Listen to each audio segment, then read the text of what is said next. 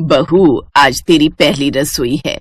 हमारी झोपड़ी के पीछे चूल्हा बना हुआ है, वहीं पर हम लोग खाना बनाते हैं। सासू माँ, हम लोग भी मिट्टी के चूल्हे पर ही खाना बनाते थे। बताइए क्या बनाना है खाने में? बहू, ऐसा कर, सबके लिए 4-4 रोटी बना ले, मैं तब तक प्याज काट लेती हूँ। तभी वहां पर पायल की ननद मोहिनी आ गई। माँ, आज भाभी पहली बार हमारे घर आई हैं, हम उन्हें प्याज रोटी खिलाएंगे। अब क्या कर सकते हैं बेटा। मोहन घर के बाहर से उनकी ये सब बातें सुन रहा था। उसकी आंखों से आंसू छलक रहे थे। खैर, पायल ने सबके लिए रोटियां बना दी और सभी लोग बैठकर खाना खाने लगे। सभी लोग खाना पीना खाकर सो गए। अगली सुबह मोहन जल्दी उठ गया। उसने अपना बोरा उठाया और बाहर कबाड़ बिनने निकल गया। आजकल लोगों ने कूड़ा कचड़ा तो सड़क पर फेंकना ही बंद कर दिया है। तभी मोहन को एक कूड़ादान दिखाई दिया। लगता है ऊपर वाले ने मेरी सुन ली। सारा कबाड़ मुझे उस डस्टबिन के अंदर मिल जाएगा, जिसमें खाने का ढेर सारा सामान पड़ा हुआ था। अरे वाह, इसमें तो ढेर सारे पराठे, मटर पनीर और चावल भी हैं। ये खाना भले ही जूठा हो, लेकिन खाने में तो सही ही है। अभी खराब भी नहीं हुआ है। मोहन ने सारा खाना बटोर कर अपने पास रख लिया और फिर से अपने काम पर लग गया। धीरे धीरे शाम होने लगी। शाम को पायल की ननद ने उससे कहा, भाभी, आज रविवार का दिन है और हमारे गांव में रविवार को बाजार लगती है। चलिए मैं आपको घुमा लाती हूँ। हाँ मोहिनी, मैं भी तुमसे यही कहने वाली थी। पायल और मोहिनी बाजार घूमने निकल गए। उनके पास पैसे तो थे नहीं कि वो शॉपिंग कर पाए। बाजार की रौनक देखकर ही वो अपना दिल बहला रही थी। तभी अचानक मोहिनी एक मोमोज के ठेले को बहुत ही ध्यान से देखने लगी। क्या हुआ मोहिनी, तुमको मोमोज खाना पसंद है क्या? भाभी, आज तक हमने कभी भी मोमोज नहीं खाए, बस देखकर ही मन बहला लेते हैं। चलो ठेले के पास चलते हैं, मोमोज की महक ही ले लेंगे। हाँ हाँ भाभी, ये आपने बिल्कुल सही कहा। दोनों ननद भाभी मोमोज के ठेले के पास जाकर खड़े हो गए। ये दोनों बस खड़ी थी। तभी ठेले वाले ने कहा, हाँ बहन जी, कितने प्लेट मोमोज लगा दूं? अरे नहीं नहीं भाई साहब, हम तो बस देख रहे थे कि मोमोज बनते कैसे हैं। हमारे पास मोमोज खरीदने के लिए पैसे नहीं है। शाम हुई नहीं कि तुम जैसे भिखारी तुरंत भीख मांगने आ जाते हो। चलो निकलो यहाँ से, यहाँ कुछ नहीं मिलेगा फ्री में। चाचा, पागल हो गए हो क्या? हमने आपसे कब भीख मांगी? मोहिनी, चलो यहाँ से, इनसे बहस मत करो। हमारे पास पैसे नहीं और फालतू में यहाँ खड़े हैं, तो उन्हें ऐसा ही लगा होगा कि हम भिखारी हैं। पायल और मोहिनी उसी वक्त मार्केट से अपने घर की तरफ पैदल ही चल पड़ी। मोहिनी, मैंने मोमोज बनाने का तरीका उस ठेले वाले का देख लिया था। अगर मुझे मोमोज बनाने का सामान मिल जाए तो मैं उससे भी स्वादिष्ट मोमोज बना सकती हूँ। क्या बात है भाभी, आप तो बड़े तेज हो। खैर, पायल खाना बनाने ही वाली थी कि तभी राकेश कूड़ेदान से उठाया हुआ खाना लेकर घर पहुंच गया। रुक जाओ पायल, आज खाना बनाने की कोई जरूरत नहीं है। देखो मैं कितना अच्छा स्वादिष्ट खाना लेकर आया हूँ तुम सबके लिए। अरे बेटा, इतना अच्छा खाना तुझे कहाँ से मिल गया? आज मार्केट में एक शादी पार्टी हो रही थी, मैं वहीं पर कबाड़ उठाने गया था, तो लोगों ने मुझे खाना पैक करके दे दिया। क्या बात है भैया, कितने सालों बाद हम इतना अच्छा खाना खाने वाले हैं।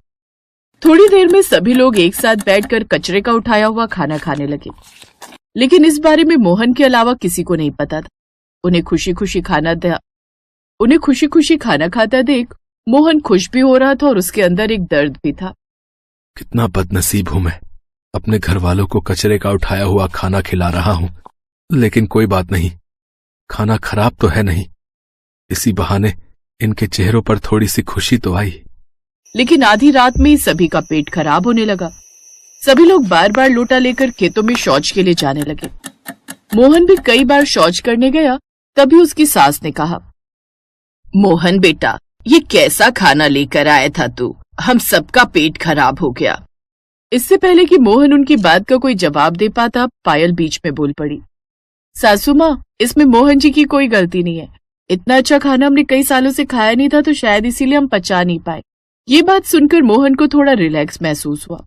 तभी उसकी सास ने कहा, हमारे पास डॉक्टर से दवा लेने के लिए पैसे तो है नहीं। ऐसा करो, गर्म पानी में थोड़ी सी लौंग, थोड़ा सा काला नमक डालकर पी लो सब लोग, पेट सही हो जाएगा। ये दादी माँ का नुस्खा है। सभी लोगों ने वैसा ही किया और सुबह तक सबका पेट ठीक भी हो गया। मोहन काम पर जाने वाला था कि तभी उसकी बहन मोहिनी ने उसे रोक लिया। भैया, हम सबको ना मोमोज खाने का बहुत मन कर रहा है। भाभी का भी बहुत मन है मोमोज खाने का। उन्हें मोमोज बनाना आता भी है। शाम को जब आप आना तो मोमोज बनाने का सामान लेते आना। बहन, मोमोज बनाने का सामान बहुत महंगा मिलता है। प्याज, आलू, हरी मिर्च, लहसुन, ये सब तो हम अपने घर के बाहर खुद ही उगा लेते हैं। जो पैसे मैं कमाता हूँ उससे घर चलना ही मुश्किल है। फिर भी मैं कोशिश करूंगा। कोशिश नहीं, लेकर आना भैया। एक बहन होकर मैं आपसे जिद भी नहीं कर सकती क्या? मोहन उसी वक्त अपने आंसुओं को छुपाते हुए काम पर निकल गया और सड़कों पर कूड़ा बिनने लगा। घूमते घूमते वो बहुत दूर निकल गया, फिर भी उसे कोई कबाड़ नहीं मिला। कितना बदनसीब भाई हूं मैं, अपनी बहन की एक छोटी सी ख्वाहिश भी पूरी न कर सका। घर पहुंचते ही मोहिनी ने उससे कहा, भैया, भाई अपनी बहन के लिए ना जाने क्या क्या कर देता है और आप एक छोटा सा काम नहीं कर पाए।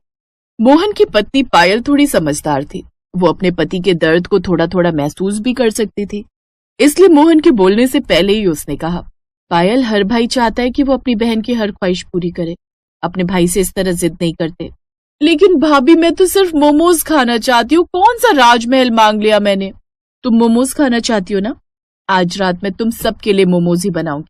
लेकिन बहू, हमारे पास तो मोमोज बनाने का सामान ही नहीं है। सासू माँ, हमारे पास आटा है, नमक है, तेल है, आग जलाने के लिए लकड़ियां है, खाना बनाने के लिए मिट्टी का चूल्हा भी है। हमने अपने घर के बाहर हरी मिर्च, आलू, प्याज, लहसुन ये सब उगाई रखा है। ये सब मिलाकर मैं इतने अच्छे मोमोज बनाऊंगी ना कि आप लोग उंगलियां चाटते रह जाएंगे। क्या बात है भाभी, मुझे आप पर पूरा भरोसा है कि आप सबसे अनोखे मोमोज जरूर बना लोगी। उसी वक्त मोहिनी और पायल घर के बाहर गई। सारी सब्जियां लेकर अपने रसोई घर में आ गई। मोहिनी, तुम जल्दी से आटा गूंथ लो, तब तक मैं मोमोज के लिए सब्जी तैयार करती हूँ। मोहिनी आटा गूंथने लगी और पायल सारी सब्जियां फ्राई करने के बाद उसकी महक बहुत अच्छी लगने लगी। भाभी, सब्जी की महक तो कमाल की आ रही है। तो इस तरह उन्होंने ढेर सारे फ्राइड मोमोज बना लिए जो सिर्फ आटा और घरेलू हरी सब्जियों से बने थे।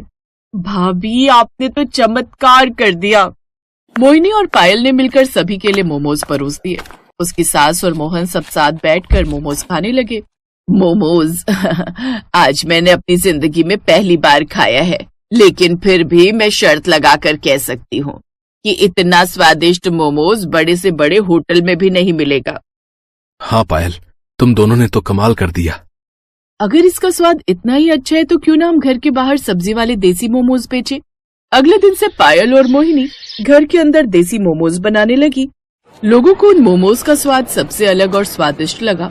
तो इस तरह अब मोहन ने कबाड़ बिनने का काम बंद कर दिया और सब खुशी खुशी रहने लगे।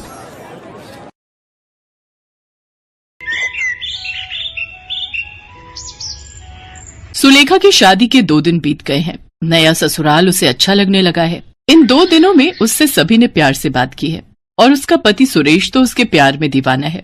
सुलेखा सपनों की जिंदगी जी रही है, लेकिन रात को उसका पति उससे कहता है, सुलेखा, आज 2 दिन हो गए हैं हमारी शादी को, तुमने अभी तक रसोई में कदम ही नहीं रखा। वो जी, नया नया घर है ना, इसीलिए सब कुछ समझने में थोड़ा समय लग रहा है। मैं बहुत जल्दी रसोई में जाऊंगी, आप चिंता मत कीजिए।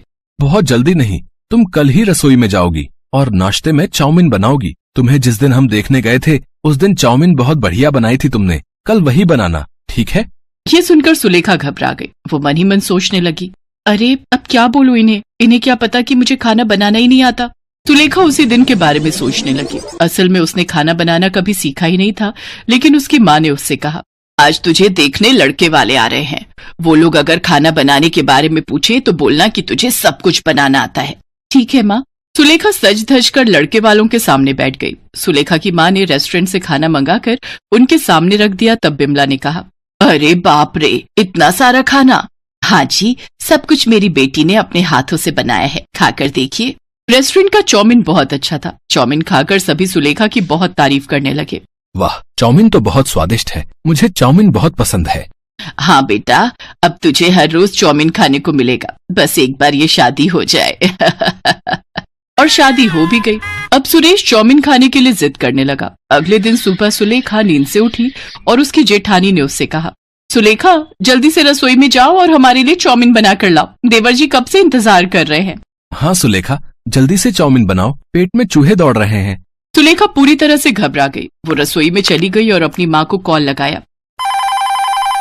क्या बात है बेटी, सुबह सुबह कॉल क्यों किया? सब कुछ ठीक तो है ना? नहीं माँ, गड़बड़ हो गई। ये लोग मुझे चाउमीन बनाने को कह रहे हैं। आपने उस दिन झूठ क्यों बोला था? झूठ नहीं बोलती तो तेरी शादी कैसे होती? तुझे खाना बनाना नहीं आता है, इस वजह से वो लोग तुझे कभी नहीं अपनाते। अब तो मैं भुगत रही हूँ ना माँ, अब मैं चाउमीन कैसे बनाऊँ, आप ही बताइए।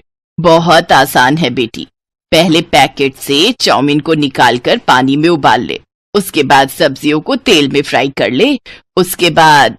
तभी वहाँ सुलेखा की सास आ गई। सुलेखा को फोन काट देना पड़ा। क्या बहू, चाउमीन बना रही हो ना? बनाओ बनाओ, मेरे मुंह में पानी आ गया है। क्या जबरदस्त चाउमीन बनाई थी तुमने उस दिन। धन्यवाद माँ जी, लेकिन क्या तुम्हें कुछ मदद चाहिए क्या? नहीं नहीं, मदद की जरूरत नहीं है, मैं कर लूंगी। ठीक है बहू, अब जल्दी से बनाओ। ये कहकर बिमला चली गई। सुलेखा ने फोन की ओर देखा, फोन की बैटरी खत्म हो गई थी। अरे यार, ये भी कोई टाइम है बैटरी खत्म होने का।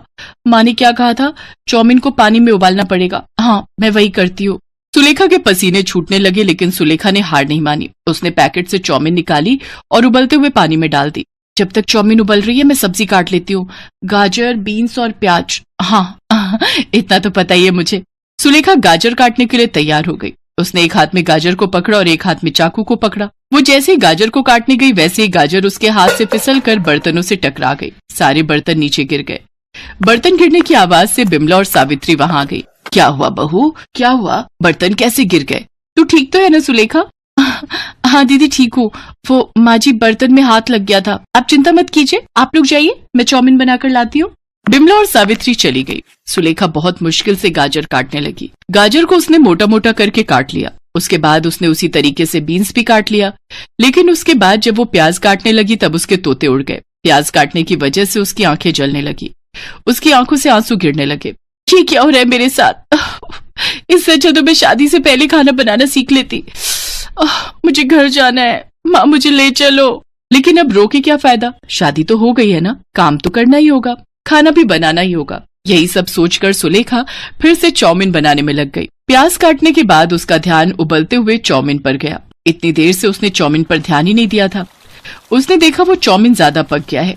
अरे ये क्या, ये चाउमीन तो चाउमीन जैसा रह ही नहीं, ये तो खीर जैसा लग रहा है। हे भगवान, मैं किसी काम की नहीं हूँ, मेरा क्या होगा? तभी बाहर से सुरेश चिल्लाया, सुलेखा, और कितनी देर लगेगी? मुझे काम पर भी जाना है। लाती हूँ, बस 5 मिनट दीजिए। सुलेखा ने जैसे तैसे उसी ज्यादा पके हुए चाउमीन में सब्जियों को मिला दिया और उन्हें बिना कोई तेल मसाले के तेल में तल दिया। उससे जो चीज बनी उसे देखकर सुलेखा को ही उल्टी आ गई। ये तो दिखने में बिल्कुल गोबर जैसा है। हे प्रभु, आज मुझे बचा लो। चाउमीन लेकर सुलेखा रसोई से बाहर आई और खाने की टेबल पर रख दी। उसके दिल की धड़कन बढ़ गई। अरे वाह, क्या चाउमीन बनाई है तुमने?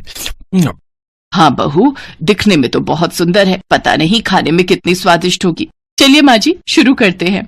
तीनों चाउमीन खाने लगे। सुलेखा के दिल की धड़कन तेज हो गई। कैसी बनी है चाउमीन? बहुत स्वादिष्ट, तुम भी खाओ। रुक जाओ, मैं तुम्हें अपने हाथों से खिला देता हूँ। सुरेश ने अपने हाथों से सुलेखा को चाउमीन खिला दी और वो चाउमीन मुंह में जाते ही सुलेखा को नानी याद आ गई। उसने अपने मुंह से चाउमीन को थूक दिया।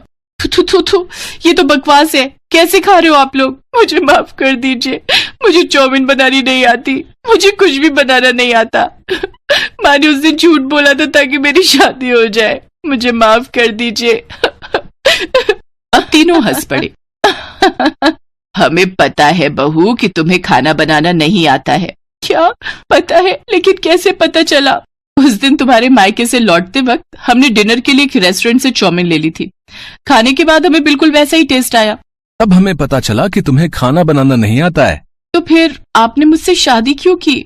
बहू, खाना बनाना जरूरी होता है, लेकिन उसे शादी से पहले ही सीखना पड़ेगा, ये किसने कहा? शादी के बाद भी सीखा जा सकता है। तुम हमें बहुत पसंद आई थी सुलेखा, इसलिए हमने शादी के लिए हाँ बोल दिया था। आप लोग कितने अच्छे हो, मैं आज से ही खाना बनाना सीखूंगी। चलो सुलेखा, मैं तुम्हें सिखाऊंगी। सावित्री सुलेखा को खाना बनाना सिखाने लगी। कुछ ही दिनों में सुलेखा खाना बनाने में माहिर हो गई। सभी उससे बहुत प्यार करने लगे। वो बहुत स्वादिष्ट चाउमीन बनाने लगी और खुशी खुशी सबके साथ रहने लगी।